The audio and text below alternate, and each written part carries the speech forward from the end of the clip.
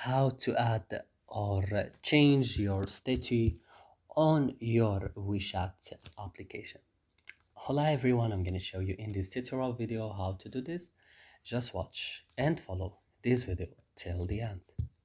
So first, go and open your WeChat, and then when it's opening, you should come right now here on your profile.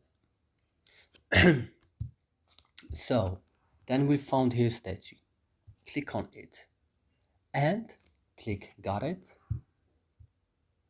and here you can choose. For example, if I am happy, I will choose. For example, if I'm working or studying, for example, I will not choose anything, or I would choose this because I don't want people to this trap me.